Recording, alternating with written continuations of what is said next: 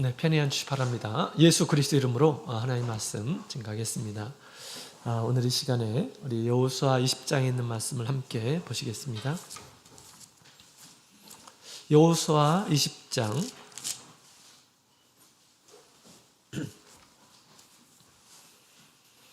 여호수아 20장 구약성경 350페이지입니다.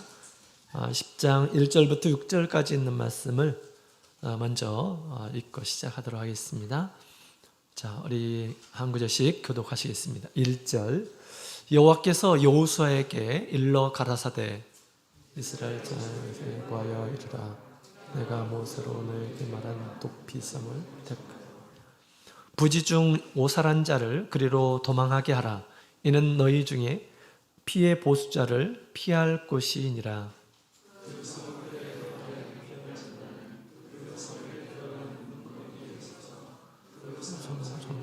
귀에 자기의 생활을 구할 것이 그들은 그를 받아 생업을 느려 하는 것을 줘 자기의 주인을 구하게 하고 피의 보수자가 그 뒤를 따라온다 할지라도 그들은 그 살인자를 그의 손에 내어주지 말지니 이는 본래 미워함이 없이 부지 중에 그 이웃을 죽였음이라.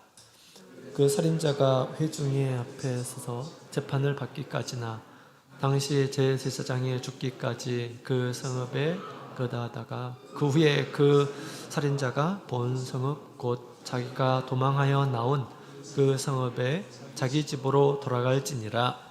아멘. 할렐루야. 네, 반갑습니다. 오늘 시간에도 우리 하나님의 말씀 사모하는 마음으로 하나님의 전에 이르신 우리 모든 성도님들에게 하나님의 크신 은총과 또 깨달음이 있기를 원합니다.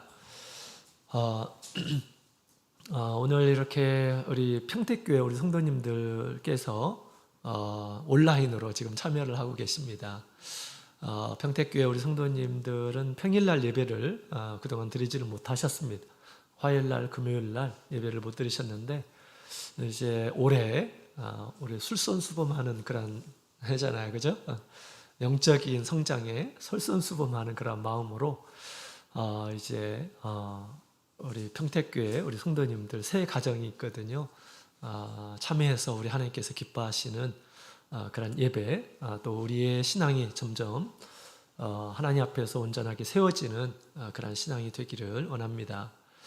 또 감사하게도 이번 지금 학생부영원회가 대전에서 실시되고 있는데 평택교회 한 형제가 학생이 성령을 받고 또 우리 수원교회 학생이 2명이 성령을 이렇게 받게 되었습니다.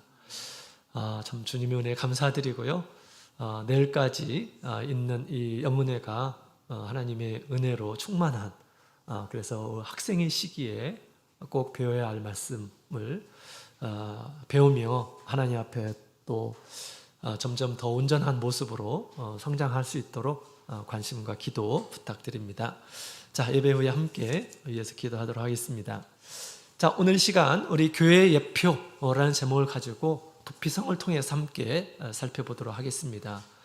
우리가 예수님을 믿고 믿음 생활을 하는데 이 믿음 생활을 하는 것은 다 구약 성경이 하나님께서 우리에게 미리 우리 여러 가지를 통해서 예표로 보여주고 계십니다. 그래서 우리의 믿음 생활이 얼마나 소중한가, 또 무엇을 중요하게 여길 것인가, 또 무엇에 근신해야 될 것인가, 이런 문제들에 대해서 하나님께서 구약에 빼곡하게 우리에게 가르쳐주고 계십니다. 특별히 우리 지난 시간에는 우리 이스라엘 백성들, 특히 이스라엘 백성들의 애굽에서 나와 또 가나안에 이르기까지의 그 여정이 바로 이 교회를 예표한다라고 그렇게 말씀을 드린 바가 있습니다.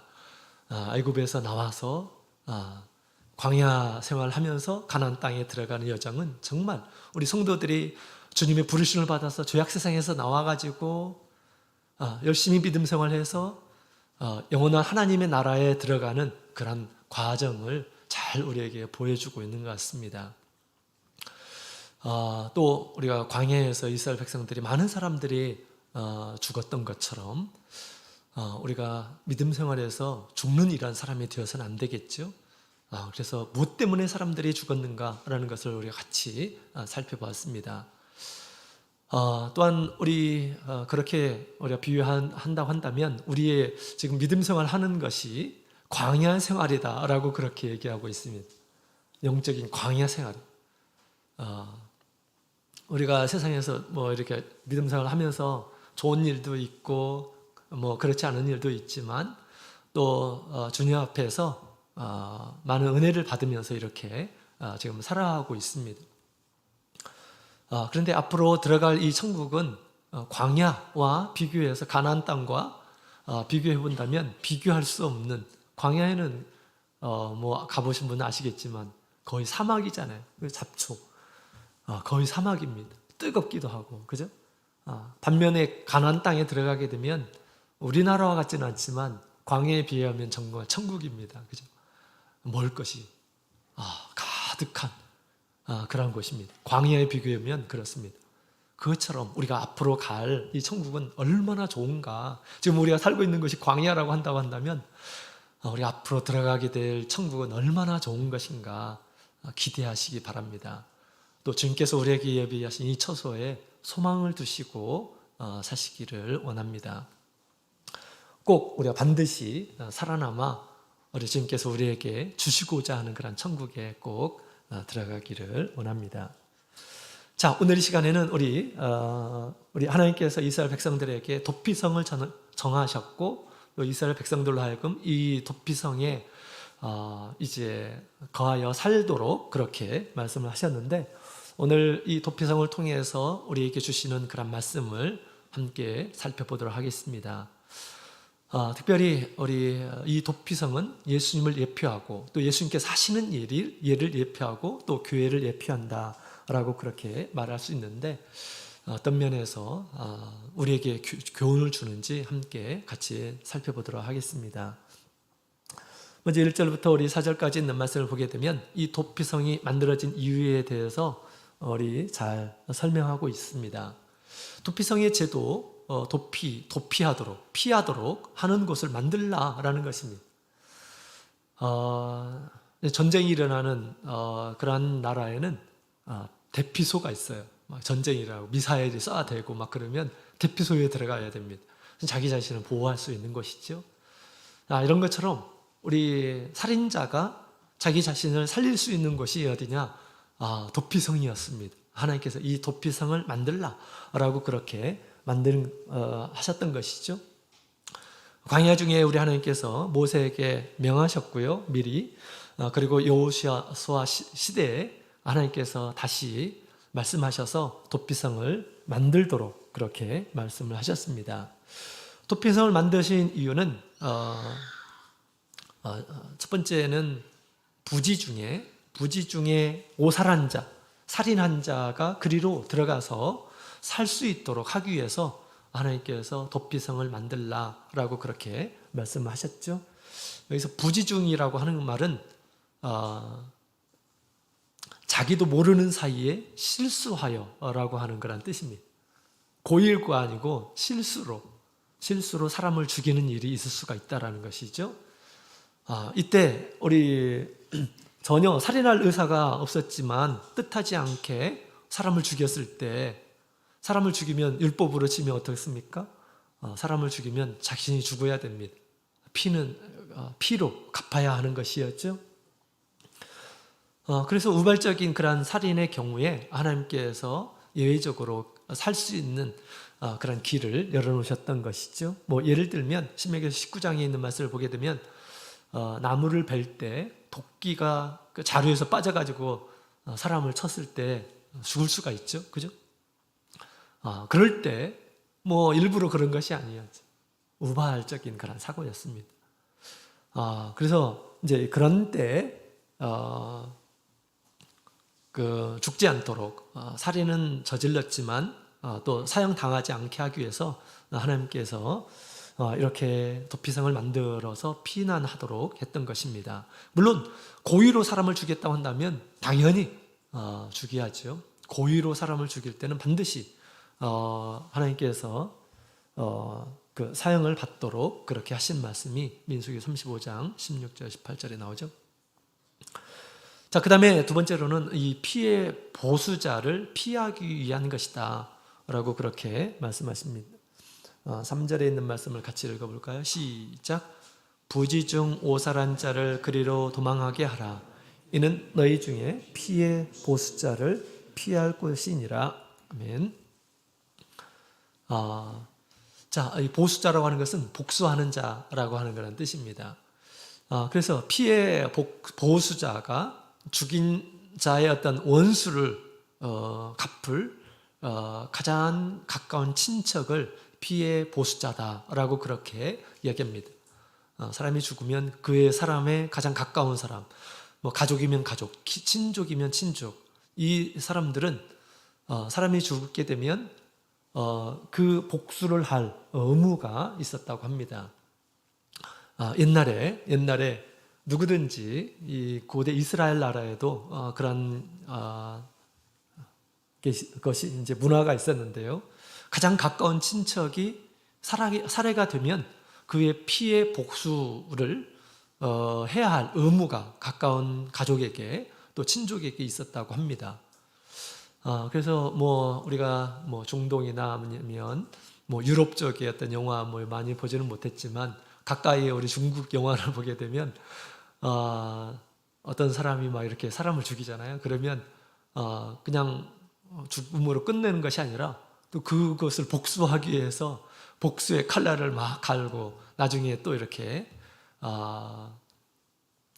이제 그 몸을 단련해 가지고 다시 이렇게 보복을 하는 그러한 영화들이 많이 있는 것을 보게 됩니다. 그래서 옛날에는 이와 같이 사람이 죽으면 가까운 일한 사람이 복수할 의무가 있었다라는 것입니다. 복수할 의무. 뭐 그렇게까지 우리 지금 현재 그렇게까지는 있지는 않지만 옛날에는 그랬었던 것이죠. 그래서 우리 피는 곧 생명을 의미하기 때문에 피를 흘린 자는 반드시 피를 흘려서 갚도록 해야 하는 것이 당시의 법이었다라고 하는 것이죠. 그래서 피의 복수자를 이제 피하기 위해서 하나님께서 도피성을 만들라라고 그렇게 말씀하셨습니다. 자, 그 다음에 4절부터 6절까지 있는 말씀을 보게 되면 이제 어떤 절차에 의해서 도피성에 들어갈 수 있는지를 얘기하고 있습니다. 부주 중에 사람을 죽인 자가 도피성에 갑니다. 가서 이제 장로들을 만나요. 그 장로, 도피성의 장로. 장로는 가장 우두머리 지도자였죠. 그래서 이 성문 앞에서 장로들에게 자신의 어떤 범행에 대해서 알리고, 그리고 장로의 허락을 맡아서 이제 성에 들어가서 자기의 이 몸을 피할 수가 있게 되는 것입니다. 자, 이때 우리 장로는 이 사람이 고의로 사람을 죽였는지 그렇지 않은지를 판단을 해야 되겠죠. 근데 나중에 이제 피해 복수자가 와가지고 그 정황을 자세하게 얘기하게 되었을 때 또 증인이 있고 증거가 있고 그랬을 때는 고의성이 인정됐을 때는 아무리 도피성에 피난한다 할지라도 어떻게 됩니까? 그를 피해 보수자에 내어주게 하였습니다. 자, 그리고 이 도피성에 피신한 이란 사람이 대제사장이 죽게 되면 그때까지 머물고 있다가 대제사장이 죽고 나면 그 사람이 자유를 얻게 됩니다. 그래서 자기 집으로 다시 돌아가게 하였다라는 것입니다. 그래서 그의 어떤 이 잘못이 대제사장의 죽음으로 말미암아서 모든 살인자의 허물이 완전히 해결되는 것으로 그렇게 하나님께서 말씀을 통해서 주셨다라는 것입니다. 당연히 이스라엘 백성들도 그렇게 생각을 했겠죠. 이것은 율법을 통해서 모든 이스라엘 백성들에게 주셨던 말씀이니까 그랬을 것입니다. 자, 그래서 이제 이 도피성이 그들이 모든 이스라엘 백성들이 거하고 있는 곳에서 되도록이면 가까워야 되기 때문에 너무나 멀면 안 되잖아요. 그래서 우리 총 이스라엘 나라의 6곳에 이제 배치해서 그 성을 만들도록 했죠. 그래서 요단강 동편에 3곳, 그 다음에 서편에 3곳 이렇게 6곳을 정하셨습니다. 자, 그래서 이 도피성의 어떤 제도를 통해서 그 내용을 보게 되면 우리 하나님께서는 무고한 자의 어떤 생명을 굉장히 귀중하게 여기신다 있다라는 것을 우리가 알 수가 있습니다. 비록 살인자라 할지라도 하나님께서 그 생명을 함부로 유린하지 않도록 하나님께서 이렇게 어떤 그 당시의 어떤 사회 보장 제도를 이렇게 갖추어 주신 것이죠. 하나님의 말씀 또 하나님의 법은 너무너무 탁월하다라는 것을 우리가 또 이 말씀을 통해서 알게 됩니다. 자, 그렇다면 이것이 오늘날 우리에게 주시는 그런 의미는 무엇일까? 우리에게 주신 교훈은 도대체 무엇일까? 이게 사실은 중요한 거죠. 뭐 오늘날 도피성 이런 것들이 없잖아요. 그죠? 오늘날 우리에게 주는 그런 메시지. 성경, 구약 성경은 다 우리 말세를 만나 우리 성도들에게 주신 말씀이다 라고 그렇게 말하고 있죠. 자, 그래서 이 도피성을 통해서 하나님께서 무엇을 우리에게 얘기해 주시려고 하는 건지 함께 몇 가지로 살펴보도록 하겠습니다. 첫 번째로는 우리 예수님에 대한 예표, 다시 말하면 예수님께서 이 세상에서 무엇을 하시는가라는 것을 우리가 잘 알 수가 있어요. 다시 말하면 우리 예수님께서는 죽음에서 벗어나게 하는 그러한 분이시다라는 것을 얘기할 수가 있습니다. 도피성이 사람을 살인한 사람이 자기를 지킬 수 있는 그런 유일한 방법이에요. 도피성에 들어가는 것이. 그죠? 사람을 죽였는데 법으로 따지면 내가 죽였기 때문에 내가 죽어야 되는데 자기를 살릴 수 있는 유일한 방법이 도피성에 들어가는 것입니다. 합법적으로 자기 자신이 살 수가 있어요. 자, 이것은 우리 예수님이 하신 일의 예표가 된다라고 그렇게 말씀을 드렸는데요. 그래서 몇 가지로 살펴보도록 하겠습니다. 첫 번째로는 우리 도피성은 죄로 인하여 죽지 않게 해주기 때문에 예수님께서 하시는 일을 예표하고 있다라고 그렇게 말할 수가 있습니다. 살인죄를 지었지만 죽지 않고 살 수 있는 그런 방법이 도피성에 들어가는 거라고 그랬죠. 이것처럼 사람이 죄를 짓게 되면 뭐 작은 죄든 큰 죄든지 하나님 앞에 심판을 받게 돼서 죽음에 이르게 됩니다. 사람이 하나님의 영광에 들어가지 못하는 것은 우리의 죄 때문이다 라고 그렇게 이야기를 하고 있습니다. 죄와 허물로 곧 죽을 이란 사람들, 또 영원히 죽을 이란 사람들을 살리기 위해서 우리 예수님께서는 오셨다라고 그렇게 성경은 이야기를 하고 있는 것입니다. 자, 우리 요한복음 8장 21절 함께 보도록 하겠습니다. 요한복음 8장 21절.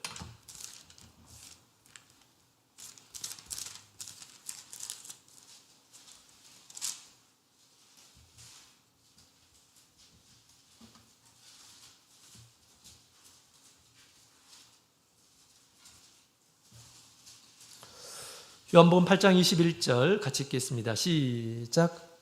다시 이르시되 내가 가리니 너희가 나를 찾다가 너희 죄 가운데서 죽겠고 나의 가는 곳에는 너희가 오지 못하리라. 아멘. 자, 우리 예수님께서 이 세상에 오신 것은 죄를 해결하기 위해서 예수님께서 오셨습니다. 그죠? 자, 그런데 우리 예수님께서 죄를 해결하기 오셨는데 우리 예수님을 믿지 않는다고 한다면 죄 가운데서 죽게 될 뿐임을 얘기해 주고 있습니다. 24절에 있는 말씀 한 구절 더 보도록 하겠습니다. 24절 시작.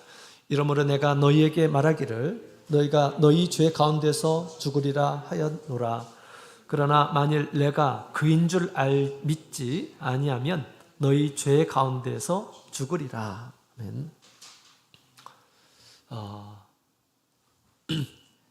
자, 우리 예수님께서는 우리 인간이 죄 가운데서 죽지 않게 하시려고 우리 예수님께서 오셨어요. 그래, 예수님을 믿지 않으면 너희가 여전히 죄 가운데서 죽게 될 것이다 라고 그렇게 말씀을 하셨던 것입니다. 예수님께서는 죄 가운데서 우리를 살려주시려고 예수님께서 오셨어요. 예수님의 이름이 곧 죄에서 자기 백성을 구원할 자로 예수님께서 오셨던 것이죠. 요한복음 8장에 있는 말씀을 보게 되면 간음 중에 잡힌 여자를 데리고 사람들이 와서 예수님 앞에 고소합니다. 또 예수님께서 어떻게 말씀하실 건지에 대해서 시험을 하려고 예수님 앞에 이제 간음 중에 잡힌 여자를 데리고 왔어요. 율법으로 치자면 현장에서 간음정에 잡혔기 때문에 돌로 쳐서 죽여야 되는 그런 상황이었습니다. 이때 예수님께서 너희 중에 죄가 없는 자가 먼저 치라 라고 그렇게 말씀하셨습니다. 그러고 나서 예수님께서 반드시 죽어야 할 그를 예수님께서 살려주셨어요. 죽임받아야 마땅한 이러한 이 여인을 주님께서 살려주셨어요. 나도 너를 정죄하지 않겠다. 너를 정죄하는 자가 있느냐? 없습니다. 나도 너를 정죄하지 않겠다 라고 그렇게 말씀하셨습니다.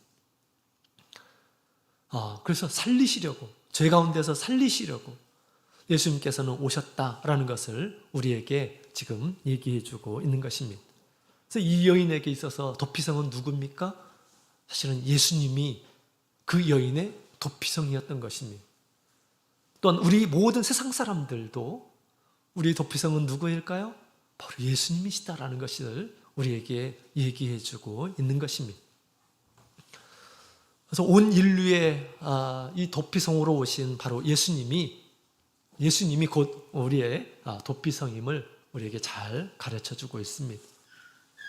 예수를 믿는 자, 예수님의 말씀을 또 믿고 순종하는 이러한 사람들은 죄 가운데서 멸망치 않고 영생을 얻으리라 라고 그렇게 우리에게 큰 복음의 메시지를 주고 있는 것입니다. 자, 그 다음에 두 번째로 우리 대제사장의 죽음으로 해서 죄가 해방된다라고 하는 그런 말이 있습니다. 그죠? 이제 살인자가 왔을 때 그때 그 당시에 있었던 이 대제사장이 죽을 때 모든 이 죄가, 그들의 죄가, 살인죄가 다 구속이 되고 그 다음에 이제 그들은 자유를 얻게 되어서 자기 집으로 돌아갈 수 있는 법을 하나님께서 주셨습니다. 그래서 이 대제사장이 죽음으로 말미암아서 모든 죄값을 치른 것으로 하나님께서 간주하셨다라는 것입니다. 또 백성들로 하여금 그렇게 받아들이도록 했던 것입니다. 그래서 피해 보수자 다시는 그 죄를 살인자에게 찾을 수가 없었다라는 것입니다. 자, 이것은 바로 우리 예수님께서 온 인류의 대제사장으로 오셨음을 우리에게 얘기해 주고 있습니다. 그래서 예수님께서 죄를 담당하시고 예수님께서 죽으셨죠. 예수님께서 죽으셨기 때문에 우리가 죄 가운데서 자유를 얻게 되었다라는 것을 얘기해 주고 있습니다. 예수님의 죽음과 우리의 자유와 무슨 상관이 있는가? 이사야서 53장에는 잘 얘기해 주고 있죠. 예수님의 죽음이 곧 우리의 허물, 우리의 죄였다라고 그렇게 얘기하고 있습니다. 예수님께서 우리의 죄를 다 대신해서 예수님께서, 의로우신 예수님께서 대신하여 죽으셨다라는 것을 얘기해 주고 있는 것입니다. 그래서 미리 우리 하나님께서는 이 도피성의 어떤 제도를 만드시고 또 대제사장이 죽음으로 해서 자유를 얻게 하는 그런 법을 주심으로 나중에 대제사장과 같이 오실 그 분이 계신다라는 것을 율법을 통해서 우리에게 보여주고 있는 것입니다. 세상 모든 죄인들이 죄로부터 자유를 얻는 때가 올 것임을 얘기해 주고 있어요. 그래서 우리가 예수를 믿고 또 예수님의 십자가의 보혈을 믿고 우리가 세례를 받음으로 우리의 죄가 예수님의 피로 깨끗하게 씻음받아서 우리가 이제 죄에서 해방되어서 새로운 생명을 얻게 되는 것임을 얘기해 주고 있습니다. 자, 구체적으로 우리 도피성에 들어가는 방법이 있죠. 첫 번째로는 먼저 도피성에 향해서 가야 합니다. 사람이 도피성에서 구원을 얻으려면 도피성을 향해서 걸어가야 되죠. 그 도피성을 향해서 가야 됩니다. 그런 것처럼 우리가 죄에서 구원받는 이러한 사람들은 반드시 우리 예수님을 구원자로 여기고 우리가 예수님을 향해서 가야 한다라는 것입니다. 예수님에 대한 믿음이 있어야 되는 것이죠. 그 다음에 우리 자기의 죄를 고해야 합니다. 자기의 죄를 고해야 돼요. 내가 어떻게 해서 이렇게 이만저만 해가지고 내가 사람을 죽였노라 라고 그렇게 이 장로들에게 얘기를 해야 됩니다. 그죠? 장로들에게 자기의 죄를 얘기해야 돼요. 그와 같이 우리가 예수님께 구원을 받는 이러한 사람들은 예수를 믿고 예수님께서 나의 모든 죄를 대신해서 죽으셨음을 우리가 생각하게 되었을 때 예수님 앞에 자기의 죄를 회개하는 이러한 사람이 되어야 합니다. 자기의 죄를 회개해야 돼. 예수님의 죽음이 곧 나의 죄였구나 라는 것을 우리가 인식하고 우리가 죄를 고백을 하는 이러한 사람이 돼야 되겠죠. 그리고 예수님께서 자신을 위해서 죽으심을 믿고 세례를 받는 이러한 사람이 되는 것이죠. 그 다음에 도피성 안에 들어가야 하는 것입니다. 도피성 안에 들어가야 되죠. 도피성 안에 들어가야 되는데 거기 들어감으로 인해서 살 수가 있는 것이죠. 그럼 그와 같이 예수를 믿고 예수님의 말씀을 순종해서 세례를 받고 성령을 받아서 하나님의 나라에 들어가게 되었을 때 그 생명이 하나님의 나라에서 이제 지키심을 받게 되는 것입니다. 자, 이와 같이 우리 이 도피성이라고 하는 것은 우리 예수님을 예표하는 그러한 제도였습니다.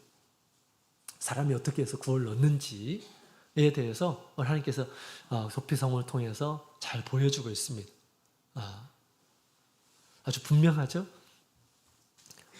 자, 그 다음에 우리 도피성은 곧 또 우리 교회에 대한 예표다라고 그렇게 제가 말씀을 드린 적이 있는데요. 우리 여호수아 20장, 우리 다시 한번 볼까요? 여호수아 20장, 우리 7절부터에 있는 말씀을 보게 되면 당시 도피성이 총 6개 이렇게 존재를 했습니다. 자, 우리 6개가 어딘지를 같이 살펴보도록 할까요? 7절부터 우리 9절까지 있는 말씀을 함께 보도록 하겠습니다. 여호수아 20장 7절부터 9절 같이 읽겠습니다. 시작. 무리가 납달리의 산지 갈릴리 가데스와 에브라임 산지의 세겜과 유다 산지의 기럇 아르바 곧 헤브론을 구별하였고 또 여리고 동요단 저편 루벤 지파 중에서 평지 광야의 베셀과 갓 지파 중에서 길랏 라못과 므낫세 지파 중에서 바산 골란을 택하였으니 이는 곧 이스라엘 모든 자손과 그들 중에 우거하는 계획을 위하여 선정한 성읍으로서 누구든지 부지 중 살인한 자로 그리로 도망하여 피해 보수자의 손에 죽지 않게 하기 위하여며 그는 회중 앞에 설 때까지 거기 있을 것이니라. 아멘.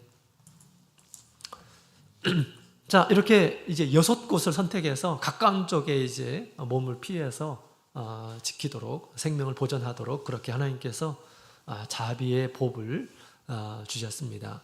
그래서 누구든지 이렇게 부지 중에 오살해서 자기의 생명을 얻기 위해서는 반드시 도피성에 들어가야 했다라는 것입니다.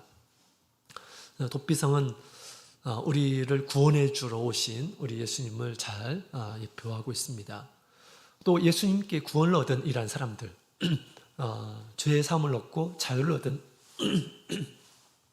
이런 사람들이 도피성에 이제 거해야 되겠죠, 그죠? 도피성에 거해야지 사는 동안 그가 거기에 떠나지 않고 거해야지 거기서 생명을 보존할 수가 있는 것이죠, 그죠? 거기서 무엇을 하면서 어떻게 살아야 되는가라는 부분에 대해서 같이 한번 살펴보도록 하겠습니다. 우리가 하나님께 예수님을 믿어서 구원을 얻는 우리 성도들이 바로 모여 있는 것이 바로 교회입니다. 이 교회는 도피성으로서 뭘 하는 곳인가라는 것을 이 이름을 통해서 잘 우리에게 계시해 주고 있는 것 같아요. 6개의 성읍을 하나님 지금 정하셨습니다. 그죠? 택하셨어요. 그 6개의 이 명칭을 보게 되면 정말로 우리 성도들이 이 교회에서 추구해야 될 것이 무엇인가라는 것을 잘 가르쳐주고 있습니다. 자, 그래서 도피성은 우리 그 지명을 통해서 우리 그리스도에게 피한 우리 성도들이 어떻게 살아야 되는지 몇 가지 같이 살펴보도록 하겠습니다. 먼저 우리 7절에 보면 우리 납달리 산지 갈릴리 게데스라고 하는 곳을 정했죠. 갈릴리 게데스. 이 게데스라고 하는 그 말은 구별한, 구별된 이란 뜻입니다. 구별한, 구별된. 그곳에 거하는 이란 사람들은 구별한 이란 사람들이다. 구별된 이란 사람들이다. 라는 것을 지칭하고 있는 것입니다. 오늘날 교회는 세상 가운데서 하나님께서 구별하신 곳이죠. 거룩하게 구별하신 곳입니다. 당신의 피로 우리를 깨끗하게 거룩하게 구별된 이란 곳임을 우리에게 잘 가르쳐주고 있습니다. 따라서 우리가 이곳에 늘 거해야 된다라는 것입니다. 도피성에서 나와가지고 다른 곳에 거하면 될까 안 될까요? 거기는 구별된 곳이 아닙니다. 하나님께서 살 수 있도록, 끊임없이 살 수 있도록 하나님께서 이 구별하신 곳이 바로 이 도피성인 것처럼 우리가 살아야 되는 곳, 우리 영적으로 살아야 하는 곳은 바로 우리 주님께서 선택하신 이러한 교회가 바로 세상 가운데서 우리를 살려주시려고 구별하신 곳이다 라는 것을 우리가 생각을 해야 하겠습니다. 또한 우리로 죄와 구별된 이런 삶을 살게 하시려고 죄에서 우리를 건져내시는 것이죠. 그래서 평상시에 우리가 더욱 교회에 예수님께서 세우신 이 교회에 더욱 가까이 하고 또 이 교회에서 하나님의 큰 은혜를 얻기 위해서는 항상 구별한 그런 삶을 우리가 살아야 되겠죠. 예수님의 보혈로 우리를 깨끗하게 하신 것처럼 우리의 마음의 양심에 하나님의 말씀을 어기고 또 양심으로 또 도덕적으로 우리가 하나님 앞에 부족하고 잘못한 있을 때 예수님께서 이 세상에 오신 것은 나의 죄를 깨끗하게 하시고 하셨던 것처럼 우리가 한번 세례 받으면 깨끗한 이런 사람이 되는 것이 아니고 그 이후에도 우리가 얼마나 부족한 점들이 많이 있는지 모릅니다. 그죠? 그래서 그런 부족함이 있을 때마다 예수님을 의지해서 예수님의 보혈로 계속해서 깨끗하게 자신을 지켜야 된다라는 것입니다. 예수님 앞에 더럽지 않게 깨끗하도록 그렇게 예수님의 보혈을 의지해서 늘 자기의 신앙을 관리해야 됩니다. 요한복음 8장 11절 12절에 있는 말씀을 보게 되면 예수님을 믿는 이러한 사람들은 죄로부터 구별된 그런 삶을 살아야 합니다. 날 믿는 자는 어둠에 거하지 않는다라고 그렇게 얘기하고 있습니다. 근데 우리가 어둠에 거하고 있게 되면 이제 거기는 우리가 살 수 있는 곳이 아니에요. 그죠? 거기는 하나님 앞에 심판받는 그런 곳입니다. 그래서 우리가 예수를 믿기 전에 행했던 많은 잘못된 습관이나 잘못된 이런 것들 있었다고 한다면 또 우리가 믿음 후에 그런 생활을 한다고 한다면 우리가 빨리 돌이키고 그 다음에 자기 자신을 깨끗하게 해야 한다라는 것입니다. 예수님의 보혈은 결코 세례 받을 때만 유효한 것이 아니죠. 지금도 계속해서 우리 가운데 유효합니다. 우리를 깨끗하게 정결하게. 그래서 하나님께서 더 큰 은혜, 거룩한 은혜를 주시려고 하나님께서 우리와 함께 하시는 것이죠. 또 교회 가운데서 예수님께서 당신의 보혈로 우리를 깨끗하게 하는 일을 하고 계시는 것입니다.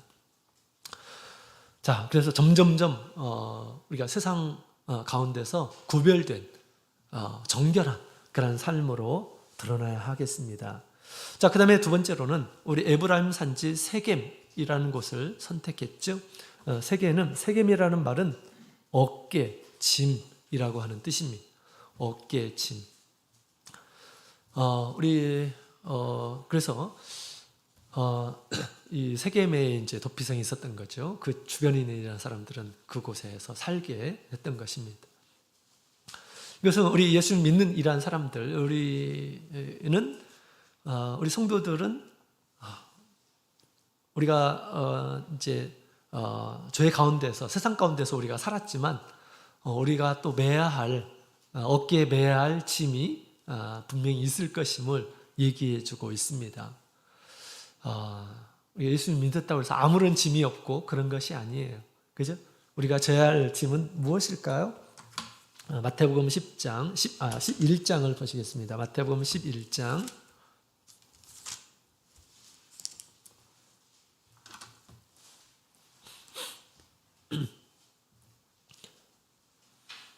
자, 우리 11장, 마태복음 11장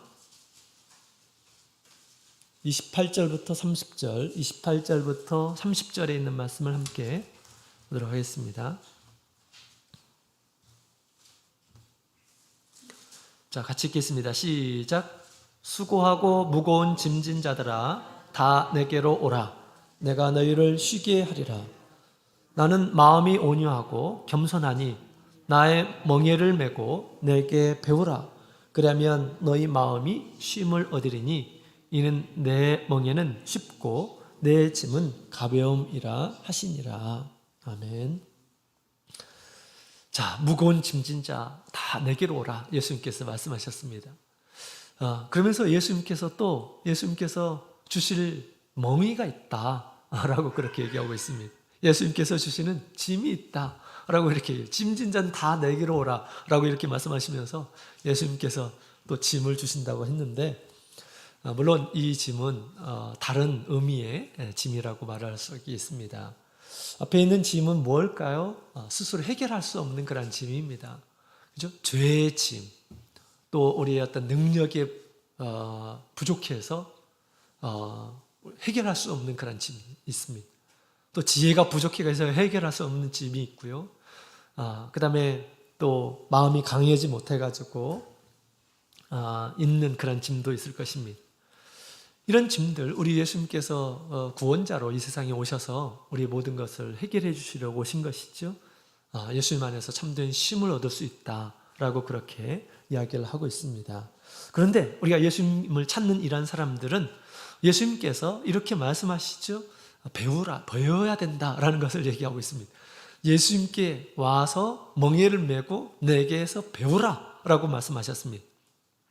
다시 말하면 쉼을 얻는 그런 법을 주님께서 가르쳐 주실 것이다 라는 것을 얘기해 주고 있습니다. 진리를 통해서 우리에게 가르쳐 주신 거예요. 예수님의 이 교훈을 우리가 쫓게 되면 우리가 뭔가 배운다라는 것은 좀 어렵죠. 그러나 예수님께서 우리에게 주시는 우리가 배우는 그런 배움이라고 하는 것은 쉼을 얻게 하기 위해서 주시는 그러한 배움이 있죠. 그래서 예를 들면 우리가 인간관계에서 정말 큰 짐이 있을 수가 있습니다. 늘 사람들과의 어떤 마찰 가운데서 너무너무 힘들 수가 있어요. 그죠? 내가 혼자 뭐 이렇게 해결한다고 해서 이게 해결되는 것도 아니고 너무 어려울 수가 있습니다. 예수님께서 우리에게 예수님께서 주시는 그런 그 짐이 있습니다. 예수님께서 주시는 그런 교훈이 있어요. 사랑의 교훈으로 예수님께서 이런 인간관계의 모든 것들을 해결할 수 있음을 주님께서 말씀하시죠. 그래서 예수님께 우리가 잘 배우게 되면 우리가 세상의 원수라 하더라도 우리가 그 원수와 사귈 수가 있다라는 것을 얘기해 주고 있습니다. 그죠? 하나님께서 우리 사람을 이렇게 사랑으로 받으신 것처럼 우리와 그 같은 그런 사랑을 이렇게 받은 이러한 사람으로서 그런 사랑을 우리가 실천하게 된다면 우리 반드시 원수라도 나의 친구로 사귈 수 있음을 얘기해 주고 있습니다. 예수님께서 주시는 그런 가르침은 진리를 통해서 우리에게 주는 참된 쉼이다라고 그렇게 말할 수가 있는데요. 이와 같이 우리 예수님 안에서 또 예수님께서 주시는 참된 쉼을 얻기 위해서는 우리가 예수님 안에서 진리를 열심히 배워야 한다라는 것입니다. 그것이 우리에게 주는 그런 짐이 될 수가 있어요. 그러니까 이 짐은 우리가 세상에서 지는 짐과 아주 다른 그런 개념의 짐이에요. 열심히 예수님께 배워서 예수님 보시기에 온전한 이러한 하나님의 자녀로 점점점 성장해야 되겠죠. 자, 그렇게 우리 교회는 바로 그런 곳입니다. 이렇게 예수님의 말씀을 늘 와서 듣죠. 하나님의 뜻이 무엇인지 늘 와서 이렇게 듣고 그 말씀을 받아들이고 그 말씀을 따라서 살게 됐을 때 진정한 자유, 평안을 누리도록 하시는 것입니다. 자, 그 다음에 세 번째로 또 이 유다 산지 헤브론이라고 하는 곳에 또 도피성이 있습니다. 이 헤브론이라고 하는 그런 말은 연합, 동맹, 교제, 연합하다, 동맹하다, 교제하다 이런 말입니다. 그래서 이 도피성이라고 하는 곳은 혼자 따로따로 그렇게 사는 것이 아니고 거기서는 긴밀하게 연합하는 곳이다라는 것을 얘기해 주고 있습니다. 우리 교회에서 바로 이런 연합이 있는 것이죠. 첫 번째는 누구와 연합합니까?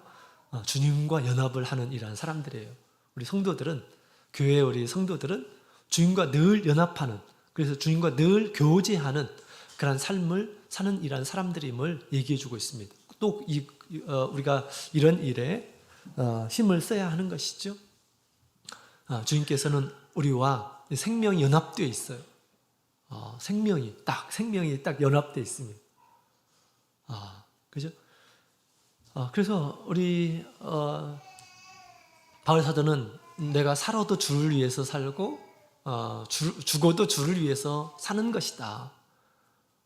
주님께서 늘 나와 함께 살기도 하고 또 죽기도 하고 내 안에서 주님께서 살기 위해서 늘 자기 자신은 늘 날마다 죽노라 라고 그렇게 얘기하기도 하고 그렇죠. 그죠? 그래서 주님과 늘 연합하는, 나를 살려주신 주님과 늘 연합하는 그런 삶을 살아가야 되는 것임을 얘기해 주고 있습니다. 그렇죠? 자, 우리가 세례를 받은 이러한 사람들은 주님과 새로운 생명에 연결되어서 우리가 다시 태어나는 이러한 사람입니다. 그죠? 또 우리가 성령을 받게 되면 하나님의 영, 예수님의 영을 받는 것이죠.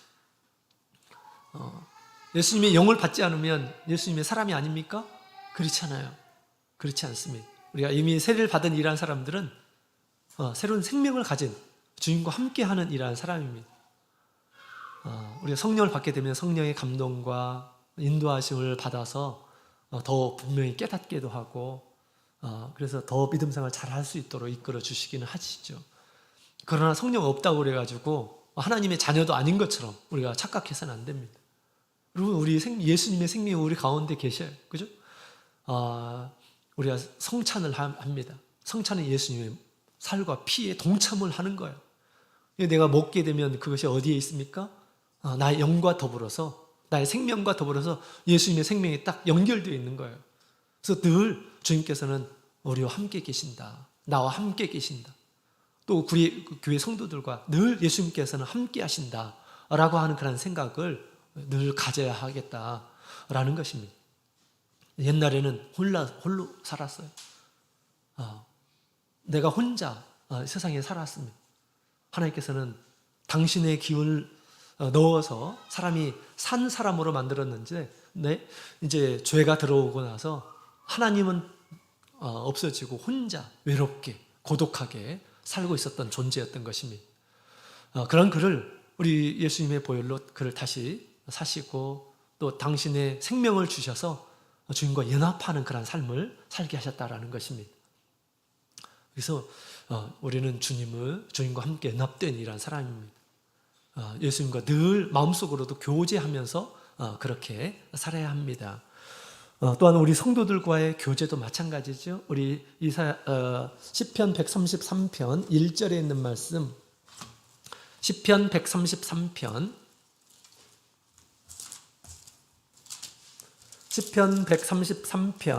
1절에 있는 말씀을 함께 읽어보도록 하겠습니다. 시작. 형제가 연합하여 동거함이 어찌 그리 선하고 아름다운고. 아멘. 형제가 연합하여 동거함이 어찌 그리 선하고 아름다운가. 하나님께서 구원해 내신 당신의 사람들, 우리 성도들이 함께 연합해서 있는 그 모습이 얼마나 아름다운가라고 그렇게 찬양을 하고 있습니다. 하나님께서 그렇게 보신다라는 것입니다. 이제 우리가 홀로 있다, 혼자다 이렇게 생각해서는 안 돼요. 우리는 한 형제고 자매이고 한 가족이다. 함께 연합하고 함께 교제하고 함께 친교하고 함께 모여서 하나님을 섬기고 선한 일을 함께 하고 하는 모습, 하나님께서 너무 좋아하신다라는 것입니다. 우리가 세상에서도 그렇게 얘기하죠. 혼자는 죽고 몰면 산다, 흩어지면 죽는다, 이런 말들이 있습니다. 이런 것처럼 우리가 서로 믿음으로 연합하는 이러한 사람이 되어야 됩니다. 그럴 때 우리가 믿음이 있는 이러한 사람들을 통해서 더 좋은, 선한 영향을 많이 받게 돼요.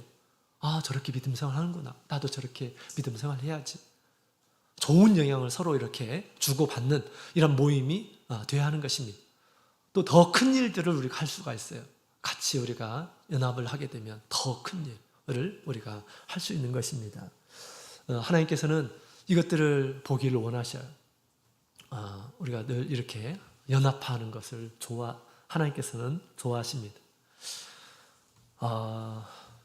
우리 아이들이 이제 방학이 돼가지고 막 교회 안에서 우리 친구들, 그 다음에 우리 선배들, 또 사역을 함께하는 이런 사람들, 막 시간만 내면 막 모이고, 막 밥 먹고, 막 또 일하기 위해서 같이 토의하고 막 그런 시간들을 너무 많이 잡더라고요. 그래서 제가 생각하기에 너무 지나치다라는 그런 생각이 돼가지고 좀 줄여라라고 했는데, 이 아이가 이 말씀을 인용하면서 하나님은 아닌 것 같은데 형제가 연합해서 동거함을 하나님께서 아름답게 여기신다고 왜 이렇게 제재하려고 하느냐고 이런 얘기를 하더라고요.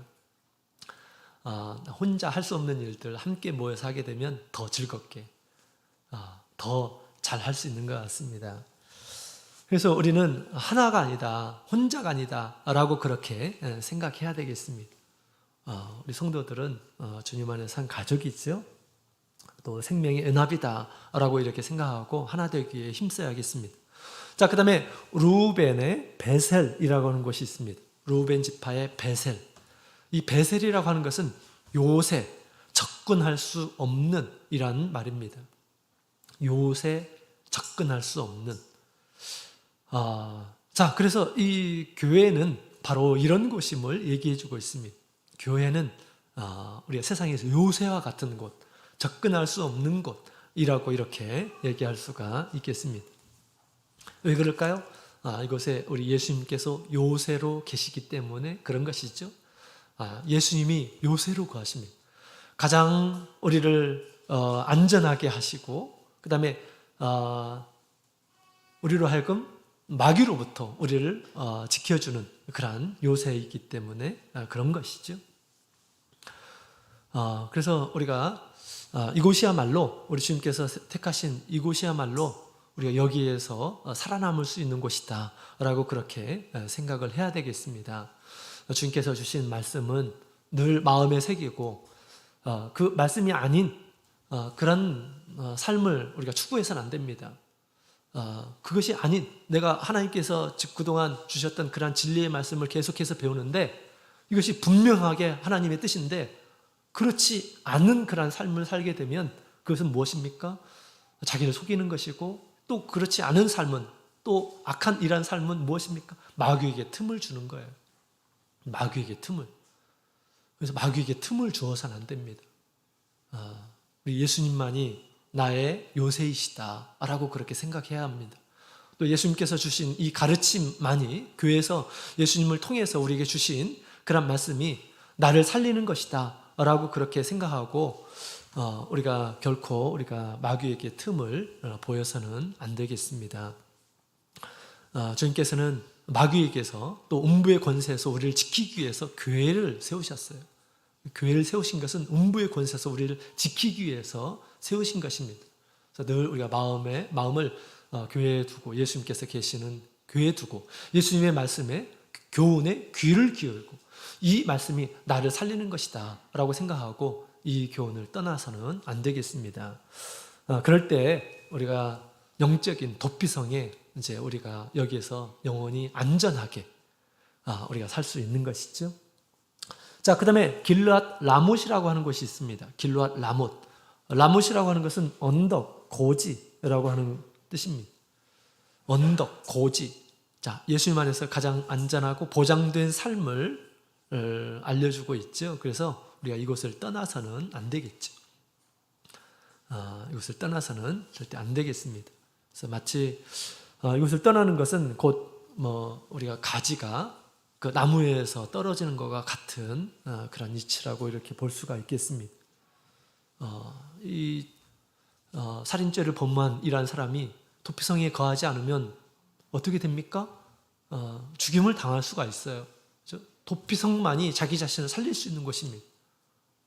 근데 너무 이것을 믿지 않고 그냥 방종해서 그냥 그것을 떠난다고 한다면 죽을 수 있는 것이죠.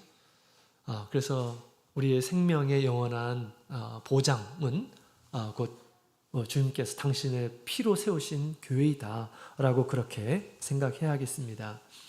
자, 그 다음에 우리 바산 골란이라고 하는 곳을 또 세웠습니다. 이 골란이라는 말은 기쁨, 둥글다 라고 하는 거라는 뜻이라고 합니다. 기쁨, 둥글다. 자, 그래서 우리 원만한 그런 기쁨, 우리 사람이 추구하는 모든 기쁨이 이곳에 있음을 얘기해 주고 있죠. 왜 그럴까요? 예수님이 기쁨의 근원이기 때문에 그런 것이죠. 그래서 우리 예수님 안에서 우리가 항상 기뻐하면서 사는 공동체가 바로 우리 교회 공동체인 것입니다. 우리가 주님께서 주신 것 외에 우리가 세상의 기쁨을 맛보려고 나가고 거기에 마음을 두고 이건 참된 기쁨을 우리에게 주지 않습니다. 세상의 기쁨은 한계가 있는 것이고요. 또 세상의 기쁨은 또 나중에 우리 하나님을 추구하는 것이 아니라 점점점 하나님과 멀어지게 하는 그런 삶을 추구하도록 만듭니다. 세상에 어떤 마귀 유혹이 있는 곳이 세상에 있는 그런 기쁨입니다. 그래서 우리 이곳에서 우리 주님께서 주신 은혜를 마음껏 누리며 또 우리 성도들과 기쁨을 누리며 우리가 교회 안에서 사는 것, 이것이 우리 하나님께서 우리 공동체에 주신 큰 기쁨이다라고 그렇게 볼 수가 있습니다. 늘 우리가 교회 안에서 하나님 앞에 기도하며 또 하나님께서 주신 것으로 기뻐하고 또 우리에게 세상의 모든 것을 줄 수 있는 그런 기쁨의 근원 되신 우리 예수님께서 우리와 함께 계신다라고 하는 그런 생각으로 우리가 이 세상에서 늘 기뻐하면서 우리가 살아야 하겠습니다. 이것이 이 도피성을 우리 하나님께서 우리에게 주신 그런 이유이죠. 자, 그래서 오늘 이 시간 우리가 도피성을 통해서 우리 예수님께서 이 세상에서 하시는 일들을 같이 살펴봤고요. 또 도피성에 머무르는 이러한 사람들은 어떻게 살아야 될 것인가, 성도들은 이 교회에서 어떻게 살아야 될 것인가에 대해서 말씀을 함께 나누었습니다. 그래서 우리 예수님께서 우리의 도피성이죠.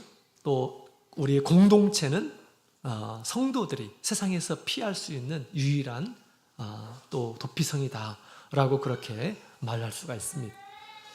마귀로부터 우리가 세상에서 피해야 되고요. 또 여러 가지 고난 가운데서 안전하게 갈 수 있는 것이 주님께서 우리에게 주신 그런 교회 공동체입니다. 이 교회 공동체는 예수님의 십자가의 아래에 있는 그런 공동체이죠. 예수님께서는 우리를 사랑하시죠. 예수님께서 사랑하시면 세상 어떤 것도 우리가 겁을 낼 필요가 없는 것이죠.